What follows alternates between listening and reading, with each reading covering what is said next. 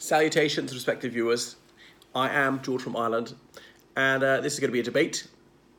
So I will kick us off in the customary fashion. Madam President, ladies and gentlemen of the House, this House would raise the voting age to 21. So let me set out our stall. What are our reasons for wanting to do this? Firstly, because people will make better decisions. Second of all, because only those who are contributing economically should be permitted to vote.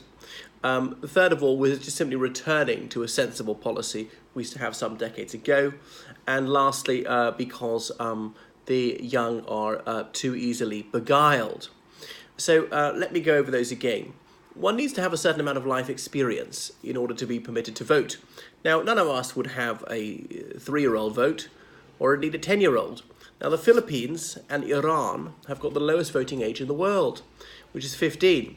Now, Iran, nobody would say that that's a model democracy. And the Philippines, well, it has issues that need to be resolved around the president's authority to order extrajudicial slayings of alleged drug peddlers. People make injudicious decisions. You may know the adage, youth is wasted on the young, and it certainly was in my case. I'm not that stupid, and yet still I made many injudicious decisions in my teens, in my 20s. So that's it. Like Disraeli said, youth is a blunder. Manhood a struggle, age a regret. We don't want there to be these blunders. So take a bit more time to educate yourself politically, and then you'll arrive at wiser decisions. So people, in most Western democracies, majority of people are in full-time education at the age of 18. Many of them in full-time education beyond that. It's only about the age of 21 that most of them enter the workforce full-time, even after that. So then they are paying tax and supporting themselves. So it's all very well to say, oh, I want more money for undergraduates and this and that, if you're not having to contribute to it. So you should be producing something before you get a slice of the cake, and instead of just demanding these entitlements. So that's why we ought to put it back up to 21 again. There's often high youth unemployment, yet youth turnout for votes is very low. Probably the biggest single indicator of likelihood to vote is age. 18-year-olds very unlikely to vote.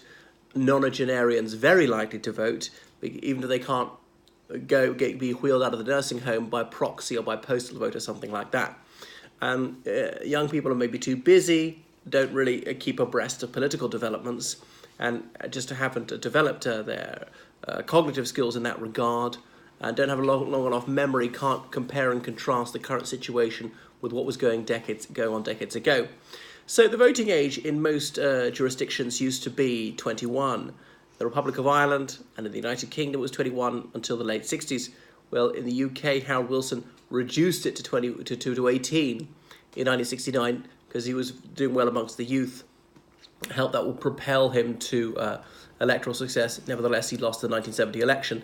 In the United States, it was something similar. I think it was the early 70s that although it was legal majority in other regards, at the age of 18, someone didn't reach man's estate or woman's estate for electoral purposes until 21.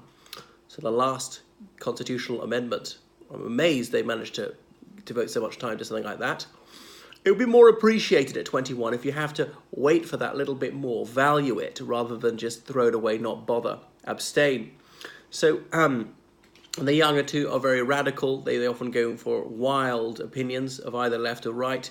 They are so easily swayed. The cloven-tongued demagogues can take them in. So unfortunately, some people are gullible and naive when they're not sufficiently old and haven't developed their judgment. They're too emotional, and this can be easily preyed upon by cunning populists. So for all the reasons I've outlined, I beg to propose. Right, Madam President, ladies and gentlemen of the House, I oppose this motion for several reasons. First of all, wisdom is not experiential. Secondly, we should have a maximum age if this age is to be raised, and nobody's calling for that. There is no demand for some amendment to electoral legislation. Fourthly, we look at all the other things that 18-year-olds can do, and logic dictates that they must also be permitted to vote if they can do various other things. And lastly, that this would be age discrimination.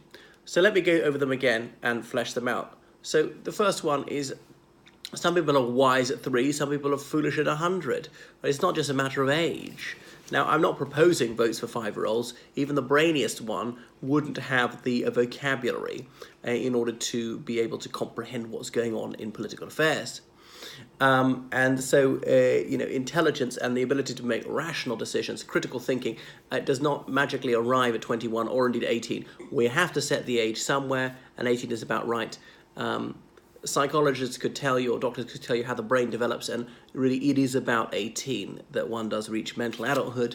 Now, I know there's a spectrum here. It varies. Some individuals might reach it at 16 and others at 20, but we have to have equality. We have to have one age for all. There it is. And by the way, if someone really is mentally deficient, well, we already have laws that those who have been detained under the Mental Health Act are not permitted to vote.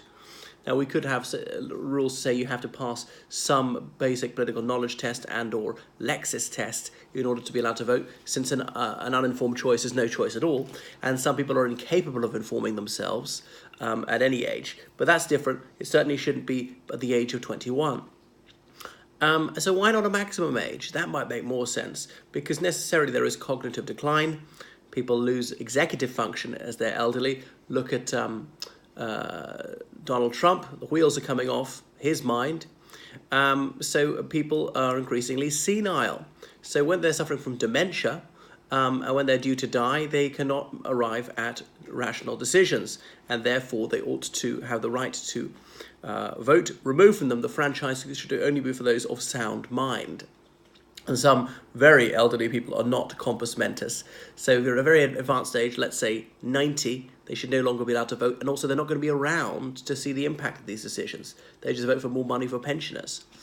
I don't perceive any appetite for raising the age to vote. So it's a complete waste of time. Let's tackle real issues to do with healthcare, the environment, crime, foreign affairs, taxation, the economy, all the rest of it, social justice. There's so many urgent issues which demand our attention. So we should address these pressing issues instead of faffing around with this, instead of wasting our time veering off on a tangent by some tinkering with electoral legislation.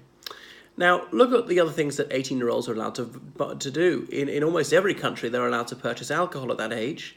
They're allowed to marry, often they're without parents' permission. In many countries, they're allowed to marry a bit younger, like 16, with parents' permission. They're paying tax, and some of them do enter the work full-time. Even those who are still studying, often working part-time. They can buy and sell anything, houses and so on, shares.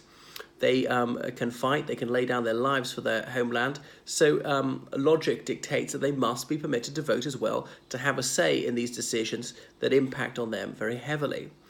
So if you're arguing for raising the age of 18, generally, that would be legal majority.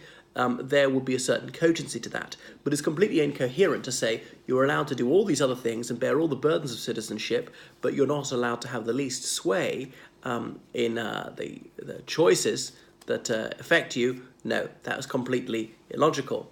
Now, no citizen ought to be discriminated against, including young ones. We've decided that 18 is the age of citizenship, of adulthood, to take responsibility, to make these decisions, to be held liable for your debts and so forth.